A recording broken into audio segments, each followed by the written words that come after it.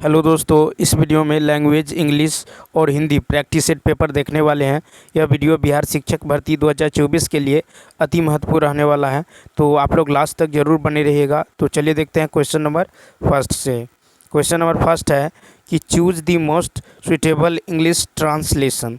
कहता है कि वह 2 दिनों से बीमार है, वह 2 दिनों से बीमार है। तो इसका जो राइट आंसर होगा ये होगा बी ऑप्शन, यानी he has been sick for 2 days. He has been sick for 2 days. तो इसका जो है बी ऑप्शन क्या होगा, राइट होगा। अब देखिए सेकंड क्वेश्चन है कि सेलेक्ट दी इनकरेक्टली स्प्लिट वर्ड। तो देखिए दो का जो राइट आंसर होगा ये होगा सी ऑप्शन। क्या होगा, तो सी ऑप्शन। तो देखिए PEIRCING ये क्या है, तो इनकरेक्टली स्प्लिट वर्ड है। इसका जो सही स्पेलिंग होगा ये होगा PI, क्या होगा, तो PIERCING। ठीक है, इसका मतलब होता है भेदता हुआ। ठीक है, इसका मतलब क्या होता है भेदता हुआ। और देखिए PIE, पाई मतलब होता है गड़बड़ी। ठीक है, उसके बाद है SLEE, स्लिक मतलब होता है आकर्षक चमकीला। ITCH, इट्स मतलब होता है खुजली बेचैनी। अब चलिए देखते हैं क्वेश्चन नंबर 3। क्वेश्चन नंबर 3, अब देखिए क्वेश्चन नंबर 3 है। क्वेश्चन नंबर 3 है कि what is the colour of sky. What is the colour of sky. तो 3 का राइट आंसर होगा बी ऑप्शन। तो देखिए the colour of sky is blue. तो इसका बी ऑप्शन क्या होगा, राइट होगा। फोर्थ है कि दी सन राइजेज इन दी। तो देखिए 4 का जो राइट आंसर होगा ये होगा सी, दी sun rises in the east. ठीक है, उसके बाद चलिए देखते हैं क्वेश्चन नंबर 5। अब देखिए क्वेश्चन नंबर 5 है। क्वेश्चन नंबर 5 है कि select the option that can be used as one word substitute for the given group of words. A person in love with himself.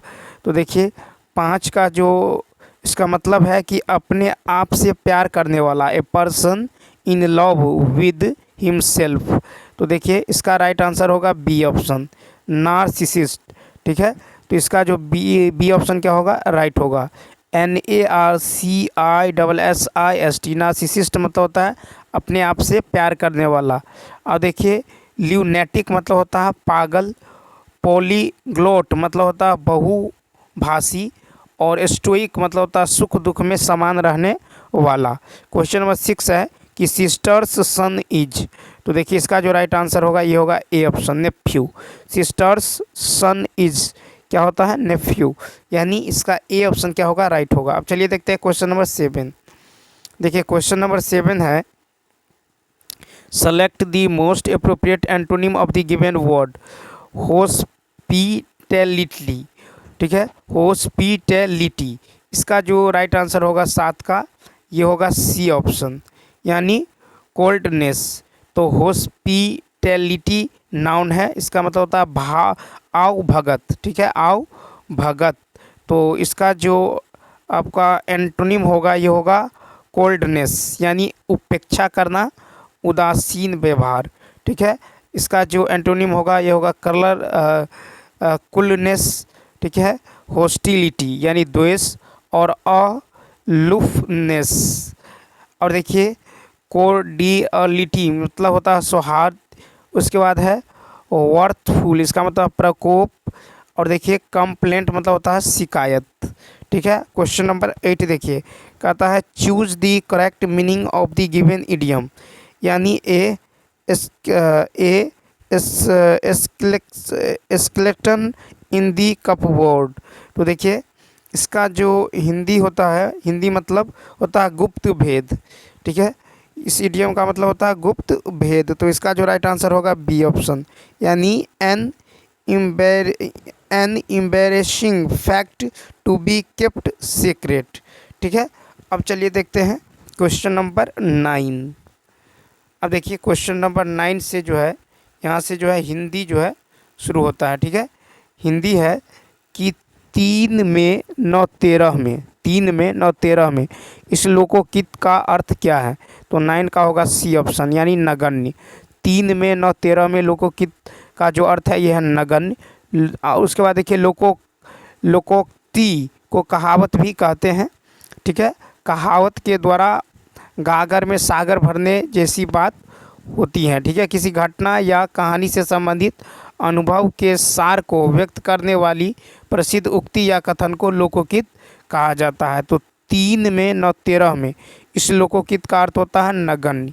Next है कि साथियों हार्दिक स्वागत, इस वाक्य में कौन सा कारक है? 10 का होगा राइट आंसर होगा ए ऑप्शन, संबोधन। तो देखिए साथियों हार्दिक स्वागत वाक्य में संबोधन कारक है। तो संज्ञा अथवा सर्वनाम के जिस रूप से जो है उसका संबंध वाक्य के किसी दूसरे शब्द के साथ विशेषतः क्रिया के साथ ज्ञात होता है उसे कारक कहते हैं। संबोधन कारक जिस शब्द से किसी को पुकारने का बोध हो उसे संबोधन कारक कहते हैं। संबोधन कारक का चिन्ह है हे, हो, अजी, ए, ऐ, अरे आदि। ठीक है, हिंदी में 8 जो है कारक है। क्वेश्चन नंबर 11 है कि इनमें से अभ्युदय शब्द का सही संधि विच्छेद जो है कौन सा है? तो देखिए 11 का राइट आंसर होगा बी ऑप्शन, यानी अभी जोर उदय। ठीक है, अभ्युदय शब्द का सही संधि विच्छेद होगा अभी जोर उदय। 2 वर्णों के मेल से उत्पन्न विकार को संधि कहते हैं। जो शब्द संधि से बने हैं उनके खंडों को अपने पूर्व रूप में रखना अथवा संधि को तोड़ना संधि विच्छेद कहलाता है। संधि 3 प्रकार के होते हैं, स्वर संधि, व्यंजन संधि और विसर्ग संधि। अब चलिए देखते हैं क्वेश्चन नंबर 12। अब देखिए क्वेश्चन नंबर 12 है कि कौन सी भाषा भारतीय संविधान की 8वीं अनुसूची में शामिल नहीं है? तो 12 का राइट आंसर होगा ए ऑप्शन, यानी मगही। ठीक है, तो देखिए क्या होगा, तो ए ऑप्शन यानी मगही। तो देखिए मगही भाषा भारतीय संविधान की 8वीं अनुसूची में शामिल नहीं है। भारतीय संविधान के 8वीं अनुसूची जो है भाषाओं से संबंधित है। मूल संविधान में 8वीं अनुसूची में 14 भाषाओं का समावेश किया गया था। वर्तमान में भारतीय संविधान में 22 भाषाओं का समावेश है। भारत का राजभाषा हिंदी है। भारत का राजभाषा क्या है? तो हिंदी है। ठीक है, उसके बाद चलिए देखते हैं क्वेश्चन नंबर 13। क्वेश्चन नंबर 13 है कि हिंदी में कुल कितने सर्वनाम हैं? तो इसका जो राइट आंसर होगा सी 11। हिंदी में कुल 11 सर्वनाम है। हिंदी में कुल 11 सर्वनाम निम्नलिखित है, जैसे मैं, तू, आप, यह, वह, जो, सो, कोई, कुछ, कौन और क्या।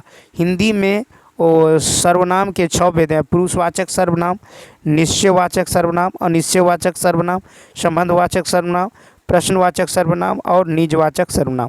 संज्ञा के बदले प्रयोग में जो शब्द आता है उसे सर्वनाम कहते हैं। क्वेश्चन नंबर देखिए 14।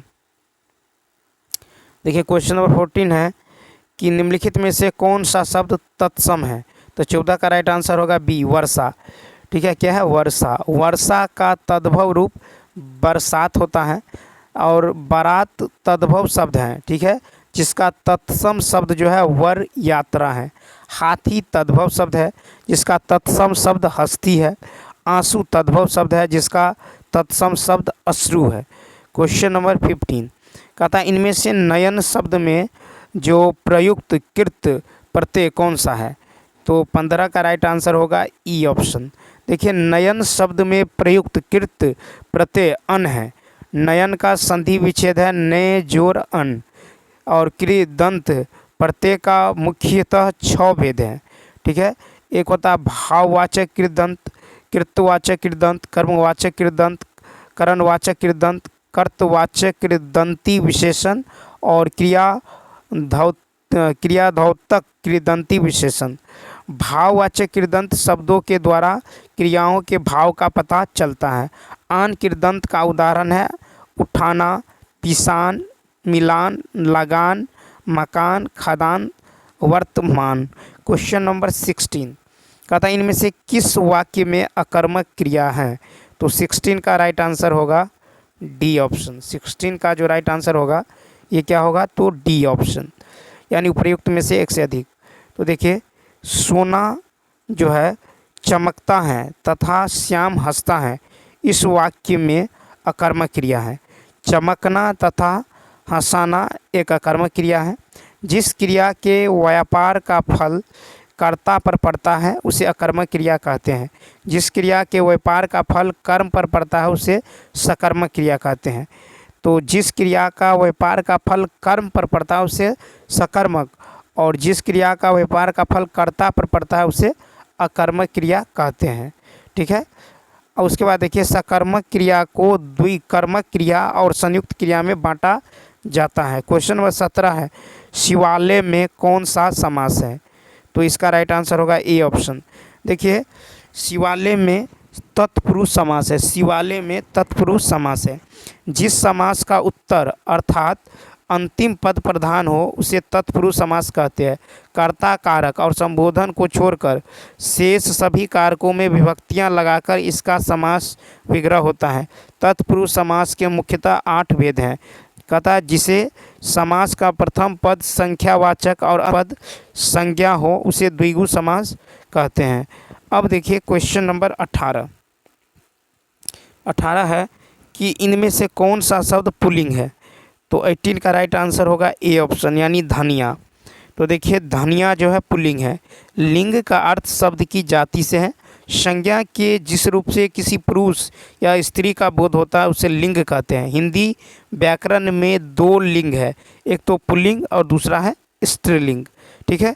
उसके बाद देखिए कि संज्ञा के जिस रूप से नर का बोध होता है उसे पुल्लिंग कहते हैं, और संज्ञा के जिस रूप से मादा जाति का बोध होता है उसे स्त्रीलिंग कहते हैं। अब चलिए देखते हैं क्वेश्चन नंबर 19। देखिए, क्वेश्चन नंबर 19 है कि गुप्त सुप्त का विलोम शब्द क्या है? तो 19 का बी ऑप्शन, जागृत। सुप्त का विलोम है जागृत। विक्षुब्ध का विलोम जो शब्द है ये है अशुब्ध, अविक्षुब्ध। ठीक है। सुस्त का विलोम शब्द है चुस्त। सभ्य का विलोम शब्द है असभ्य। ठीक है। Question number 20। अब देखिए क्वेश्चन नंबर 20। क्वेश्चन नंबर 20 है कि इनमें से कौन सा शब्द पराक्रम का पर्यायवाची शब्द नहीं है? तो 20 का जो राइट आंसर होगा ये होगा बी, यानी गरिमा। क्या होगा? तो गरिमा शब्द पराक्रम का पर्यायवाची शब्द नहीं है। पराक्रम का अन्य पर्यायवाची शब्द बल, वीरता, उद्योग, बहादुरी आदि है।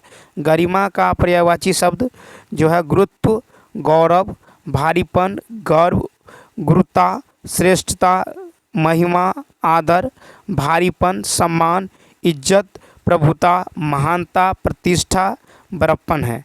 ठीक है। तो गरिमा का पर्यायवाची शब्द गुरुत्व, गौरव, भारीपन, गर्व, गुरुता, श्रेष्ठता, महिमा, आदर, भारीपन, सम्मान, इज्जत, प्रभुता, महानता और प्रतिष्ठा, बड़प्पन है। क्वेश्चन नंबर 21 कहता आपसे अरसे के बाद मुलाकात हो रही है, इस वाक्य में किस प्रकार के क्रिया विशेषण का प्रयोग हुआ है? 21 का राइट आंसर होगा ए ऑप्शन, कालवाचक। तो देखिए, आपसे अरसे के बाद मुलाकात हो रही है, इस वाक्य में कालवाचक क्रिया विशेषण का प्रयोग हुआ है। कालवाचक क्रिया विशेषण से समय का बोध होता है। कालवाचक क्रिया विशेषण का उदाहरण है आजकल, कब, तक। ठीक है। जब, सवेरे, पीछे, पहले, कभी। और परिमाणवाचक क्रिया विशेषण का उदाहरण है थेस्ट, ठीक, बराबर, जितना, इतना, थोड़ा थोड़ा, एक एक करके आदि। स्थानवाचक क्रिया विशेषण का उदाहरण है सर्वत्र, पास, निकट, समीप, सामने, साथ आदि। क्वेश्चन नंबर देखिए 22। क्वेश्चन नंबर 22 है कि भयानक रस का अस्थाई भाव क्या होता है? तो देखिए 22 का राइट आंसर होगा सी ऑप्शन। तो भयानक रस का अस्थाई भाव भय होता है। अलौकिक आनंद स्वरूप को रस की संज्ञा दी गई है। आचार्य रामचंद्र शुक्ल ने रस को काव्य ही आत्मा कहा है। रसों का राजा श्रृंगार रस है। श्रृंगार रस का 2 जो है उपभेद है, एक तो संयोग श्रृंगार और वियोग श्रृंगार। मुख्यतः 9 रसों का उल्लेख मिलता है। क्वेश्चन नंबर 23 है कि चोर वहाँ दीवार के पास खड़ा था, इस वाक्य में वहाँ किस प्रकार का क्रिया विशेषण है? तो 23 का राइट आंसर होगा सी ऑप्शन, स्थानवाचक क्रिया विशेषण। चोर वहाँ दीवार के पास खड़ा था, इस वाक्य में वहाँ स्थानवाचक क्रिया विशेषण है।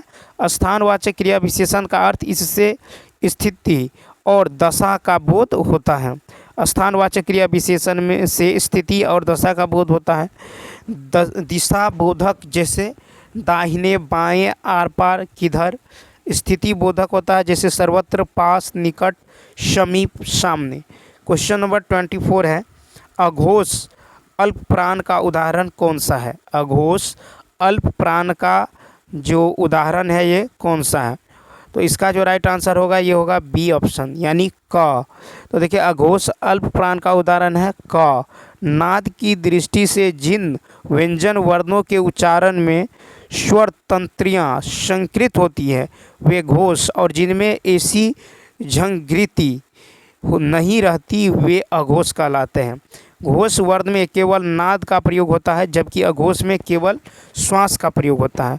उच्चारण में वायु प्रक्षेप की दृष्टि से व्यंजनों के दो भेद हैं, एक तो अल्प प्राण और दूसरा है महाप्राण। तो जिसके उच्चारण में श्वास पूर्ण से अल्प मात्रा में निकले, पूर्ण से अल्प मात्रा में निकले, और जिसमें हकार जैसी ध्वनि नहीं होती है उसे अल्प प्राण व्यंजन कहते हैं। Question number 25। अब देखिए क्वेश्चन नंबर 25 है कि शुद्ध वर्तनी वाले शब्द का चयन करें। तो 25 का राइट आंसर होगा बी ऑप्शन यानी चिन्ह। तो शुद्ध वर्तनी वाला जो शब्द है ये बी ऑप्शन यानी चिन्ह है। अब देखिए क्वेश्चन नंबर जो है 26 से 30 तक आता है। गद्यांश को पढ़कर नीचे लिखे प्रश्नों के उत्तर दीजिए। अब चलिए देखते हैं क्वेश्चन क्या है। तो क्वेश्चन 26 है कि हुमायूं में कौन सा गुण था। हुमायूं में कौन सा गुण जो है था। तो देखिए पैसेज थोड़ा पढ़ते हैं। तो देखिए यहाँ पे जो है कि घोड़ों की टापों की आवाज़ सुनकर ममता भयभीत हो गई। पाथिक ने कहा कि वह स्त्री कहाँ गई है, उसे खोज निकालो। ममता छिपने के लिए अधिक सचेत हुई। ठीक है। उसके बाद देखिए कि संध्या में जब लोगों के जाने का उपक्रम हुआ तो ममता ने सुना पाथिक घोड़े पर सवार होते हुए कह रहा था कि मिर्जा, उस स्त्री को मैं कुछ न दे सका, उसका घर बनवा देना, क्योंकि मैंने विपत्ति में वहाँ विश्राम पाया था। ठीक है। चौसा के मुगल पठान युद्ध से बहुत दिन बीत गए। ममता जो है अब 70 वर्ष की जो है 70 वर्ष की वृद्धा है। ठीक है। 70 वर्ष की क्या है तो वृद्धा हैं। उसके बाद देखिए कि वह अपनी झोपड़ी में एक दिन पड़ी थी। उसका जो जीर्ण कंकाल जो है खांसी से गूंज रहा था। उसके बाद देखिए खांसी से गूंज रहा था। उसके बाद है कि जो है सहसा हुमायूं ने किस छप्पर के नीचे विश्राम किया था। ठीक है। तो यहाँ पे देखिए कहता है कि हुमायूं में कौन सा गुण था। तो 26 का राइट आंसर होगा ए ऑप्शन यानी कृतज्ञता। ठीक है। तो देखिए गद्यांश से स्पष्ट है कि हुमायूं में कृतज्ञता का गुण था। क्वेश्चन नंबर 27 है, ममता दिन भर बाहर क्यों नहीं निकली। तो देखिए 27 का जो राइट आंसर होगा ये होगा बी ऑप्शन यानी वह डरी हुई थी। ठीक है। ममता दिन भर बाहर क्यों नहीं निकली तो वह डरी हुई थी। Question number 28। अब देखिए क्वेश्चन नंबर 28 है कि निम्नलिखित में से बुढ़िया को क्या नहीं था। ठीक है। तो 28 का जो राइट आंसर होने वाला है, 28 का राइट आंसर होगा आपको सी ऑप्शन। क्या होगा सी ऑप्शन सामर्थ्य। ठीक है। तो सामर्थ्य जो है बुढ़िया को नहीं था। ठीक है। उसके बाद देखिए क्वेश्चन नंबर 29 कहता है अश्वारोही वहाँ क्यों आया था। अश्वारोही वहाँ क्यों आया था।